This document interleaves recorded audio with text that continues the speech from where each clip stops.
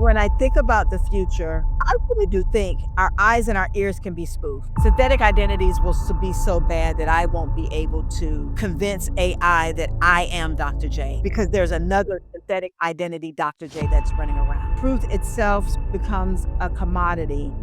Trust is going to collapse. That is the existential risk that we are facing and that we should be prepared for right now. What is the new gold standard for digital identity in 2026? Meet Dr. Alissa Abdullah, popularly called Dr. J. She leads the emerging corporate security solutions team and is responsible for protecting MasterCard's information assets, as well as driving the future of security. Prior to MasterCard, Dr. J was the Chief Information Security Officer of Xerox. She also served as the Deputy Chief Information Officer of the White House. She holds a PhD in Information Technology Management, a master's degree in telecommunications and computer networks, and a bachelor's degree in mathematics. In this exclusive interview with AI Cyber Magazine, we'll spotlight Alissa's insights on how AI is reshaping fraud detection, identity verification, and autonomous transactions. We'll also discuss what future-proofing truly means for financial institutions. The 2030 threat that I think we are not talking about at all. This is chess, not checkers. This game is never going to end. Dr. J, welcome to AI Cyber Magazine. Thank you so much. I'm so excited. Thank you. Yeah, and like we said before, the camera started rolling. This has been a long time coming, so I'm really excited and we're getting to chat finally.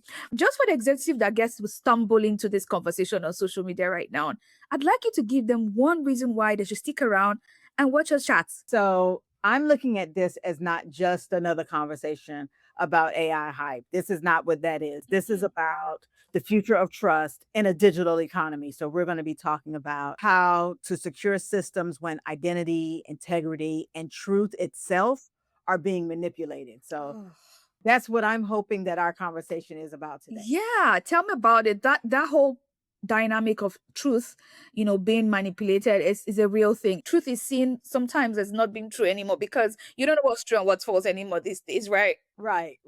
I have just learned from my research that MasterCard's AI journey began as far back as 2007, right? Now, looking at that timeline from 2007 to today, how has the security posture of your AI systems fundamentally changed?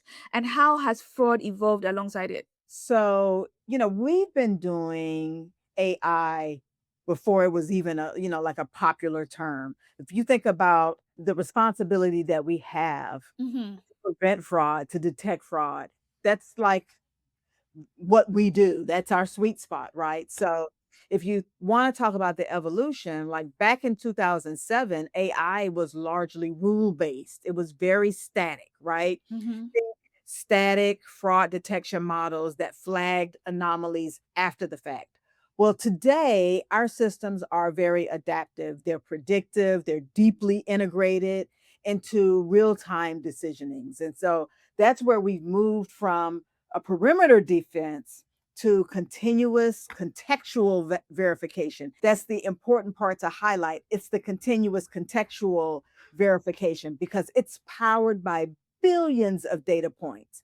Before we had a small number, AI has now given us many more, exponentially larger number. So fraud has evolved too.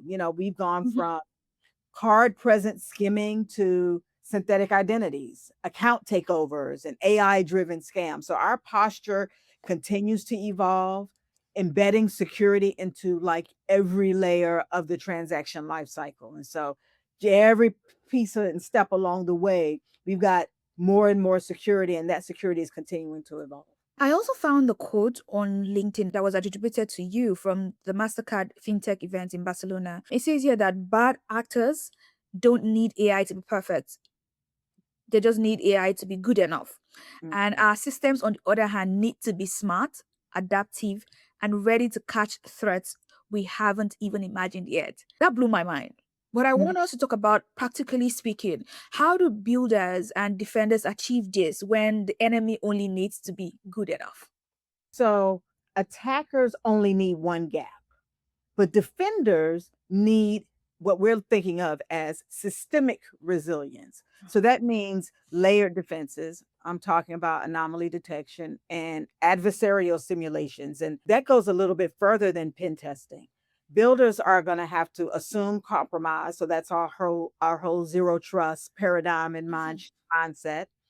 And they're going to have to design for rapid recovery, zero trust principles, immutable logs, kill switch capabilities. Defenders are going to need a technology and telemetry rich ecosystem where signals from billions of transactions feed models that are going to adapt in real time. So this is chess, not checkers. This game is never going to end. But let me do it like the Genesis do it. Clock it. Yes. So I also know that MasterCard is, or I think, because you know better than me, that MasterCard is rolling out the agentic pay acceptance framework and AP2 protocol to facilitate autonomous transactions. I wanted to tell us more about that. So AP2 is a backbone for autonomous commerce. So it will enable AI agents to transact securely without human intervention. So this will be using cryptographic proofs and policy-based controls. Agentic pay acceptance framework that ensures merchants can trust agent-driven payments while maintaining compliance and auditability. So think of it as a trust fabric Okay. for machine to machine payments, where every agent is verified, every transaction is logged, and every anomaly triggers an automated response. So, this framework anticipates the future where billions of microtransactions are happening between autonomous systems. I'm just thinking, was the AP2 protocol designed in some way or influenced by your organization? I know it's a new protocol, but I haven't really dug much into it. So, we work a lot with governance bodies, regulatory agencies to come up with a lot of these ideas. And so within MasterCard, we worked really, really hard on this framework. So let's say an autonomous agent makes a purchase error or goes rogue. Who holds the bag in that situation? Is MasterCard building a kill switch API for this new economy? I know you mentioned kill switch capabilities, so I want us to double down on that. Yes. So let me frame how I think about this. Of course, we all know governance is non-negotiable, Yeah. but we're thinking about this as APIs that allow issuers, merchants, and consumers to intervene. So we're talking about rollback transactions, we're talking about revoking credentials and deactivating rogue agents. So API and agents can't do this alone. There's autonomy without accountability. That's chaos. True. We are building and embedding control points at every layer. So the kill switch doesn't have to be a red button. I don't want you all to think about it as the red button that you push. We think of it as a policy engine that really enforces trust boundaries dynamically.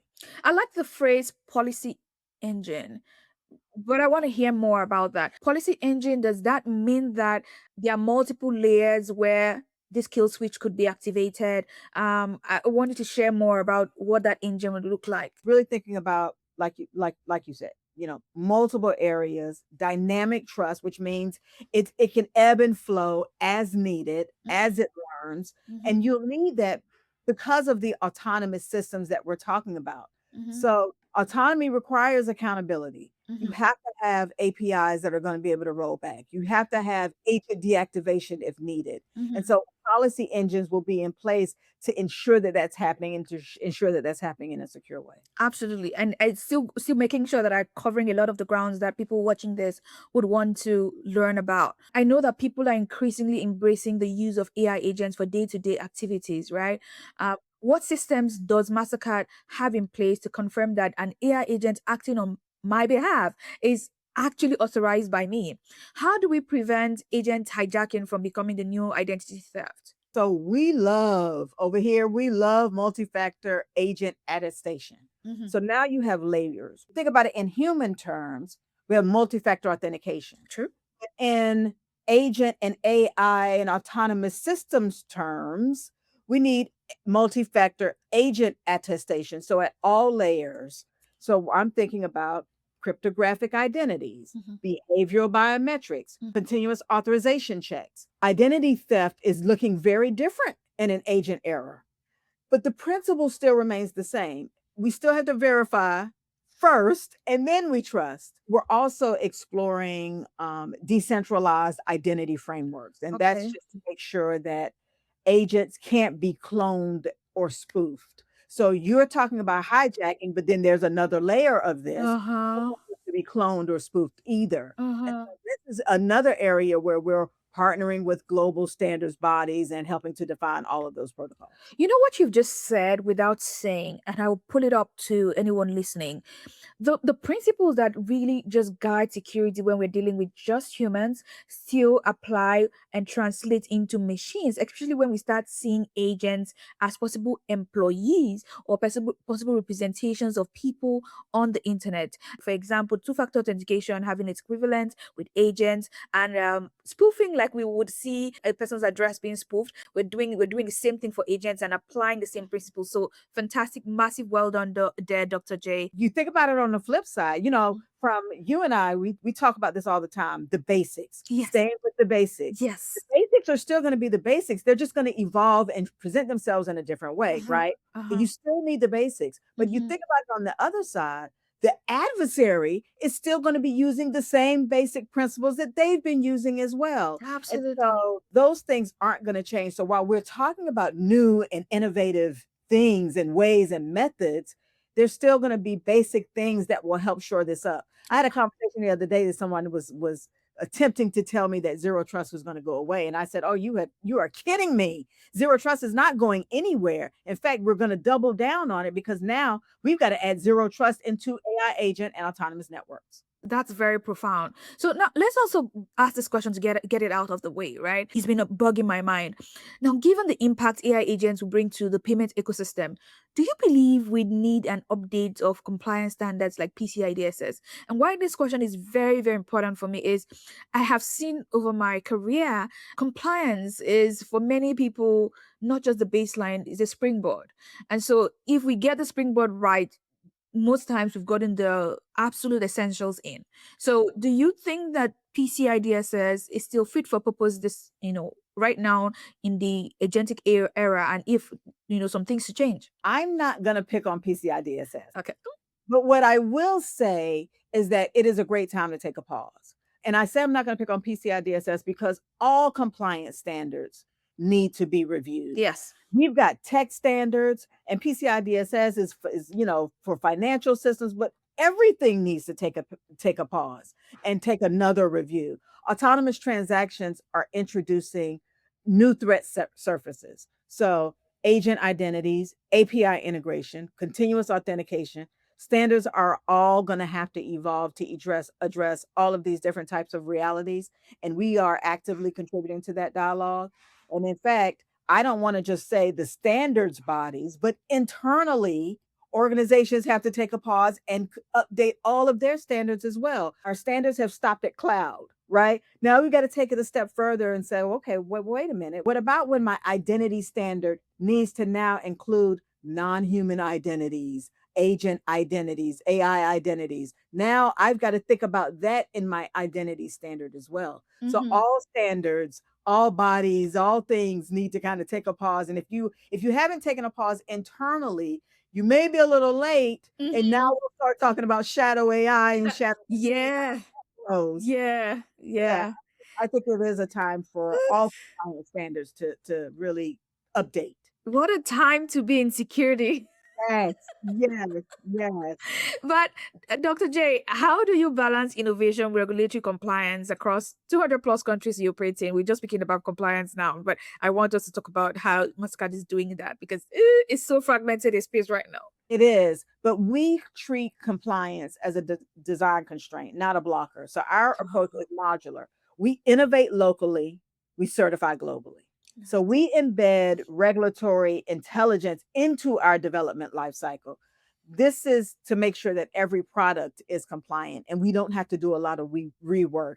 It's about harmonizing speed with safety. We don't make any compromises. There's no counterbalances or anything like that. We use AI to map regulatory requirements across jurisdictions in real time so that we can use it as a design constraint and not a blocker. That's a fantastic use case. Mhm. Hmm. Okay, so I know we are awash with stories about fraud, and deepfakes in general, with deepfakes just rendering video verification unreliable and voice cloning becoming very trivial. We are facing an impending proof of personhood crisis, if you agree with me. Mhm. We can't trust what our eyes see, we can't trust what our ears are hearing. So, what is the new gold standard for digital identity in 2026? I think the gold standard will be cryptographic identity, and that will be anchored in the roots of hardware and the hardware roots of trust combined with behavioral signatures. So now we're talking about another layer of how you reframe multi-factor authentication, right? Or multi-layers, not multi-factor authentication, multi-layers. The gold standard, you'll have cryptographic identities, hardware with trust, and behavioral signatures. And I get to the pleasure of having the title as MasterCard Cybersecurity Futurist as well. Nice. When I think about the future, Uh-huh. I really do think our eyes and our ears can be spoofed, right? You Uh-huh. kind of started that out, the conversation out with that. Uh-huh. The background of that is the math cannot be spoofed.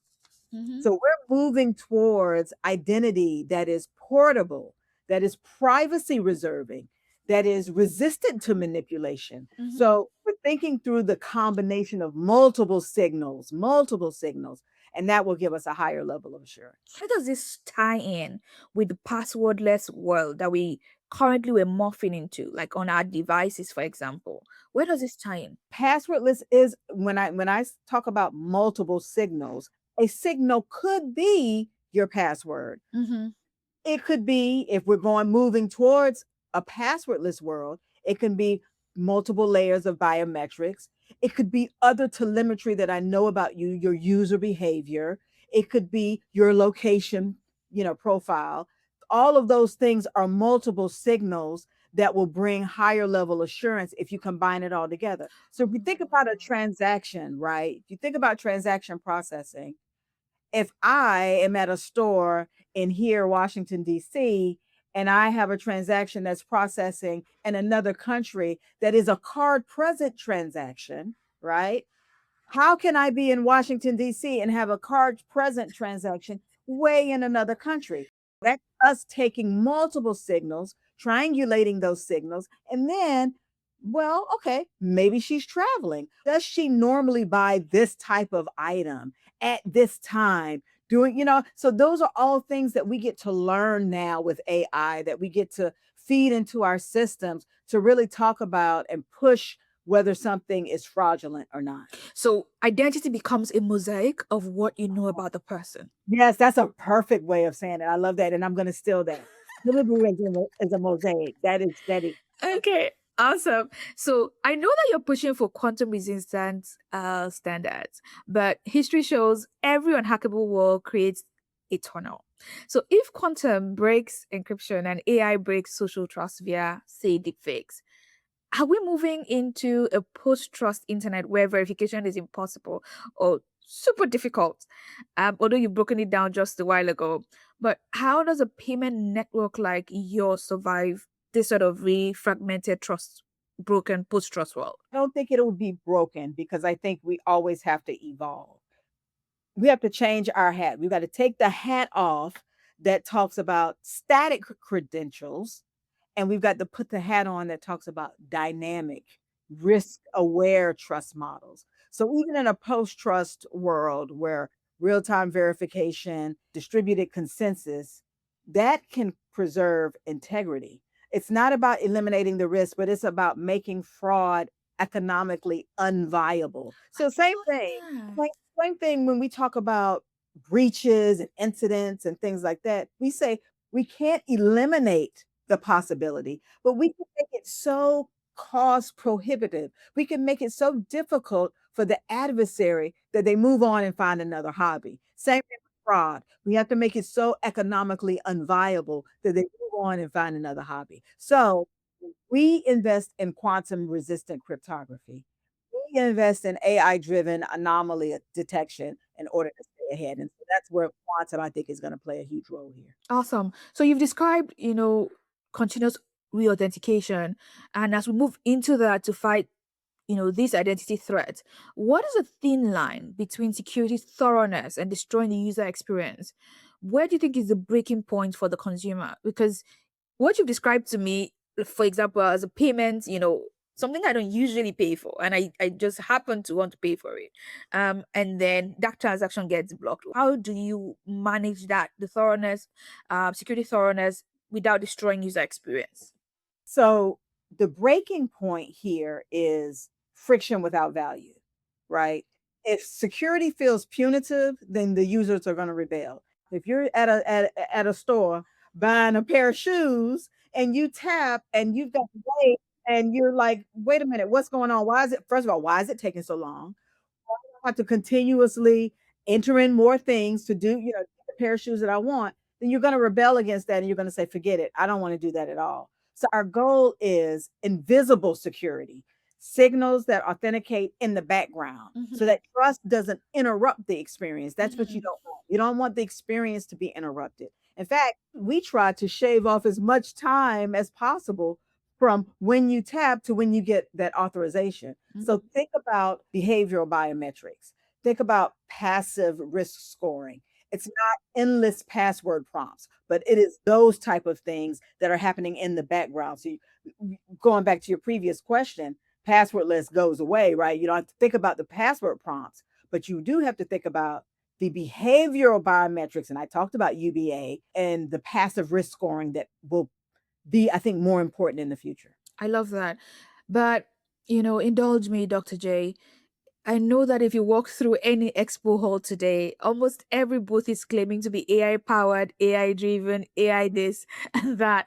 But as a buyer, what is the one question you ask a vendor that immediately exposes if their AI is really innovation or just a wraparound and if and then statement? You asked for one, I actually have two. Okay, tell me. So my first one is, how do you explain your model's decisions? If they can't articulate explainability, then it's a black box. Okay. You don't want to be working in a black box because transparency is a non-negotiable for trust. The second question that I ask is, what data do you train on and how do you handle drift? And if they can't explain their training pipeline and how they handle training patterns, then it's not AI, it's static logic. Wow. Real AI teams and how we do it here, we obsess over data quality. We obsess over model retraining and concept drift. So if they don't mention any of these, they could be bluffing. Yeah, I agree with you on that. And also, still in line with that, if you met up with a startup founder today and that startup founder was trying to pitch you a new fraud solution in 2026, what is the one feature they mentioned that makes you immediately just roll your eyes and say, oh, you don't understand the problem?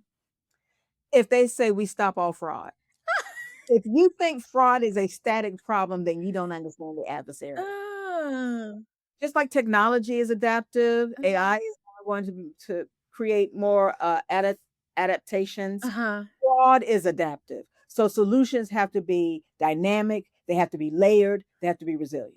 Love that. And I know we spend millions vetting employees for insider risk, but now we have LLMs with access to sensitive data lakes. In your opinion, should we start vetting autonomous AI tools like employees rather than software, or Absolutely. are they the ultimate insider threat, really? Absolutely. Absolutely. We treat autonomous systems with data access like digital staff.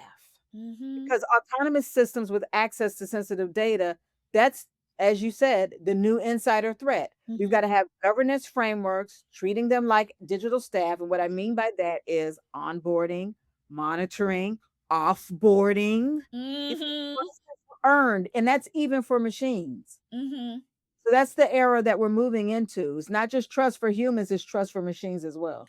Interesting. I really like that you mentioned that equivalence is not just trust for humans, it's trust for machines as well. I want us to talk about vibe coding.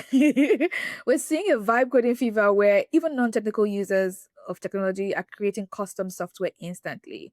Does a flood of the one time use unvetted software make you anxious? And how does a CISO defend against this new wave of shadow IT? So it's a concern. It's a true concern. Every unvetted script is a potential exploit. So we counter with secure sandboxes, policy enforcement, real-time code scanning. The democratization of coding is powerful, but it's got to come with guardrails. And so we think about those guardrails. We think about investing in developer education. That developer education is a very key piece, because you want to make sure that the gains of AI are actualized and gotten from just about every organization connected, or even MasterCard themselves, but then also be able to make sure that the risk are curtailed. So I like the fact that you mentioned that. I know you've spoken also about the cyber divide, which is the gap between the cyber haves and have nots.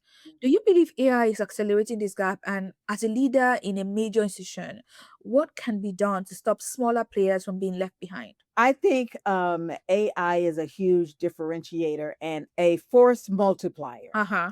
I think AI can widen the gap if access is unequal. So we invest in shared intelligence platforms and partnerships so that smaller players aren't left defenseless. This is how we look at it. Cybersecurity is a collective good. If one node fails, then the whole network suffers. So we support like global cybersecurity capacity building initiatives to help the collective good. That's kind of how we look at the cyber divide. AI lowers the bar of entry. AI lowers the bar for learning, and so I think AI will help widen the gap that we've been talking about. For the first time, I'm hearing the term AI lowers, and I'm hearing that on the side of the defender. Typically, I always hear that when people talk about it, how it lowers the bar of entry for the attackers. But I like the fact that you've applied that as well as Mhm, again to for defenders. I know that you are the master of threat casting, right? mhm. Uh, we know about deep fakes and quantum. I want the deep cut. What is a specific 2030 threat that actually keeps Dr. J up at night that we are not talking about enough? The 2030 threat that I think we are not talking about at all is synthetic realities. We talk about synthetic identities as a person, a synthetic identity, but we don't talk about synthetic reality at scale. So that is where an entire economic ecosystem is run on fabricated data streams. That is when truth itself becomes a commodity and trust is going to collapse. That is the existential risk that we are facing and that we should be prepared for right now. We don't think about it at scale. We think about it right now, but when you think about synthetic reality at scale, then the undoing and the fixing of that, that's going to be the hard problem. Give me a scenario, Dr. J. If I think about an economic economy or an economic ecosystem that is running day to day, but it is now being fed with fabricated data streams that aren't real. And now it is able to shift its perception of truth in a different direction than actual truth. So I think about it as I'll bring it down back to the synthetic identities. Synthetic identities will be so bad that I won't be able to convince AI that I am Dr. J because there's another synthetic identity Dr. J that's running around. Uh huh. Now, imagine if there's an entire ecosystem that is running based on synthetic data. Oh my goodness, and that's at scale. So think about a specific country that is running at scale. Their entire economy is running and trading and building, learning and growing at scale based on bad data. Based on, because AI is going to move that fast, and you power it with quantum, the power of quantum. All of that is going to move so fast that trust is going to collapse because the truth is not going to be the truth anymore because AI is going to move at such a fast pace that this synthetic reality is going to scale faster than we may be able to put it back in the bottle. I agree.